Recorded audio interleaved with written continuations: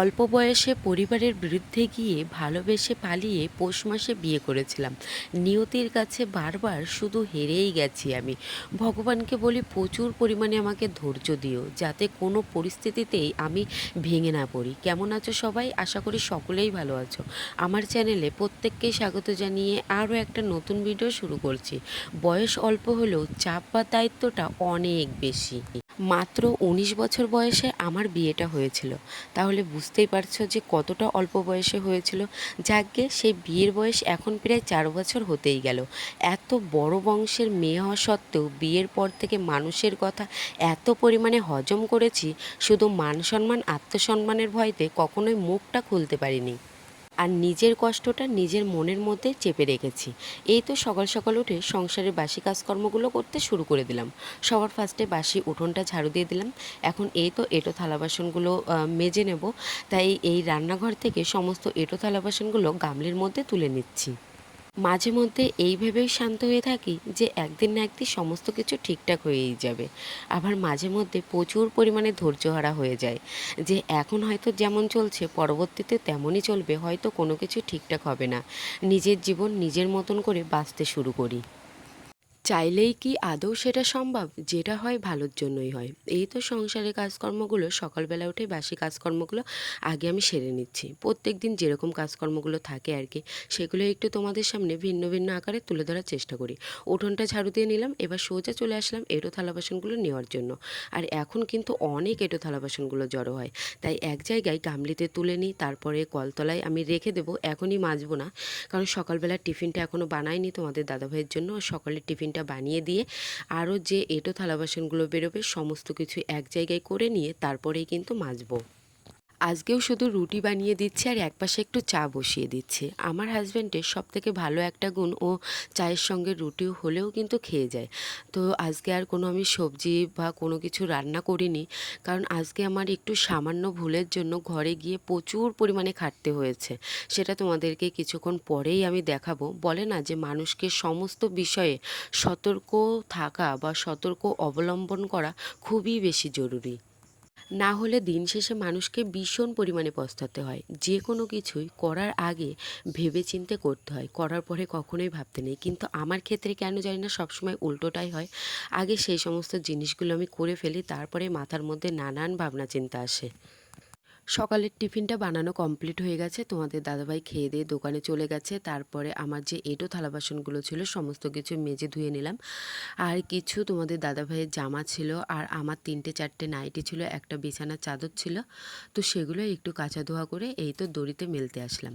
আজকে সকালবেলা থেকে ওয়েদারটা ভীষণ ভালো ছিল, কিন্তু এই তো যখন কাচা ধোয়া করে জিনিসপত্র দড়িতে মেলবো, তার আগে থেকেই এত পরিমাণে চারপাশটা অন্ধকার হয়ে এসেছে, মনে হচ্ছে যে এই বুঝি বৃষ্টি চলেই আসবে। তো যাকে আজকে আমাকে ভিজে পুড়ে সংসারে কাজকর্মের পাশাপাশি যে দুপুরের যে রান্নাটা, ভারী রান্না, সেটা একেবারে ভেজা গায়ে আমাকে এই রান্নাটা সারতে হয়েছে। আজ থেকে প্রায় ৪ বছর আগে ভালোবেসে যে মানুষটির হাত ধরে বাড়ি থেকে বেরিয়ে পড়েছিলাম, আর ৩টে মাস পরে সেই মানুষটার সঙ্গে আমার ৪ বছর কমপ্লিট হয়ে যাবে সুখ দুঃখ নিয়ে।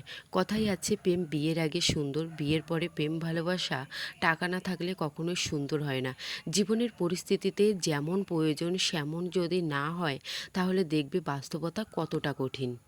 আমি সবসময় আমার ভিডিওর মধ্যে দিয়ে আমার জীবন কাহিনীর পাশাপাশি আমি সবসময় সত্যতাই কিন্তু তোমাদের সামনে তুলে ধরি।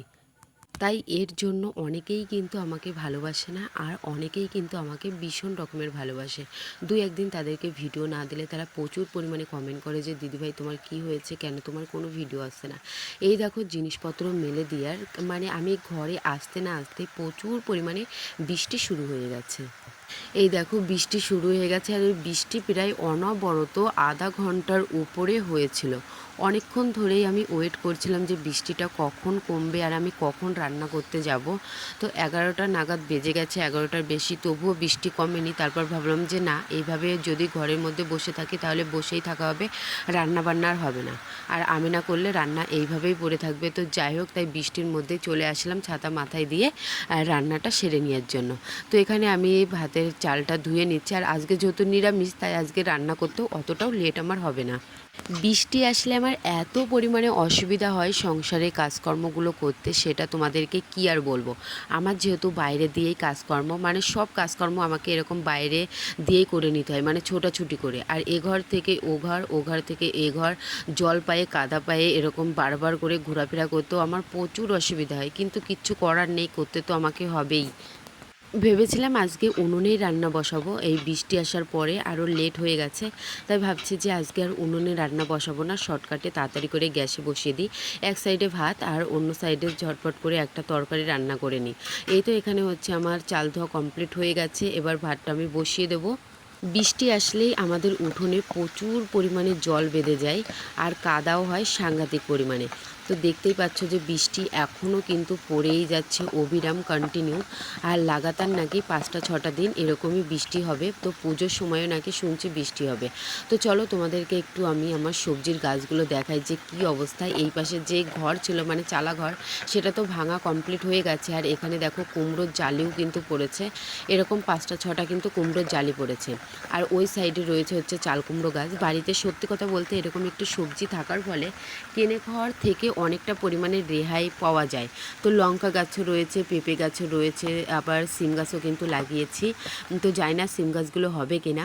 ওই তো তোমাদেরকে একটু সবজি গাছগুলো আমি একটু দেখিয়েই দিলাম। আর সত্যি কথা বলতে না, আমার এরকম টাটকা শাকসবজি তুললে রান্না করতে ভীষণ পরিমাণে ভালো লাগে।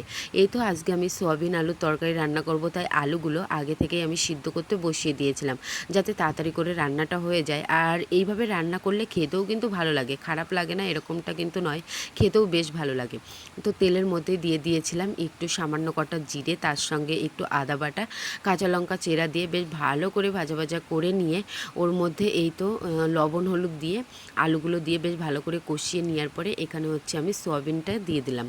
এবার বেশ ভালো করে কষিয়ে জিরের গুঁড়ো, মিট মশলা, আর লাস্টে একটু নামানোর আগে আমি একটু গরম মশলা দিয়ে নামিয়ে দেবো। এইভাবে সয়াবিন রান্না করলে কি হয়, তাড়াতাড়ি রান্নাটাও হয়ে যায়, আর খেতেও ভালোই লাগে, অতটা পরিমাণেও কিন্তু খারাপ লাগে না। আর একেবারেই গা মাখা করে আমি তরকারিটা রান্না করে নেব। তো আমার তো রান্না কমপ্লিট, এবার চলে আসলাম সোজা ঘরে। মানে রেশন দিয়েছে, আমরা কন্ট্রোল বলি। তো যাই হোক, সেই চাল আটা কোনো কিছুই ঢালিনি, সেইভাবেই রয়েছে। বৃষ্টির জন্য কাজকর্মগুলো একটু খারাপ হয়ে গেল। এই তো আমি গতকাল ফ্রিজটাকে রিফ্রেশ করার জন্য বোতাম স্প্রেস করে রেখে দিয়েছিলাম, তো দুপুরবেলার দিকে। তো রাতের বেলা দেখি যে এখনও হয়নি, কিন্তু ওই যে ঘুমিয়ে পড়েছিলাম, তারপরে এই কাজকর্ম করতে গিয়ে দেখি যে ফ্রিজের পেছন সাইডটা এত পরিমাণে জল পড়ে গেছে, কি আর বলবো। একেবারে শোকেসের তলায়, তারপরে ট্রলি ব্যাগের নিচে টিচে প্রচুর পরিমাণে কষ্ট হয়েছে জলগুলো পরিষ্কার করতে আমার। তো যাই হোক, এই তো এখানে হচ্ছে আমি ফ্রিজটা পরিষ্কার করে নিচ্ছি। ওই যে তোমাদেরকে বললামই যে একটু অসাবধানতার কারণে মানুষের প্রচুর পরিমাণে কষ্ট পেতে হয়, সেরকমই আজকে হয়েছে আমার। একেতেই সমস্ত কাজকর্মগুলো নিজের হাতে করতে হয় অনেক কষ্ট করে, সারা দিন মানে ছোটাছুটি করতেই থাকি, এ ঘর থেকে ও ঘর, এখান থেকে ওখান, দোকানপাট সমস্ত কিছু নিজেই করি। তার মধ্যে এত বড় একটা ঘটনা ঘটে গেছে। ফ্রিজের তলা দিয়ে, শোকেসের তলা, ট্রলি ব্যাগের নিচে প্রচুর পরিমাণে জল বেঁধে গিয়েছিল, সমস্ত কিছুই আবার আমি পরিষ্কার করেছি।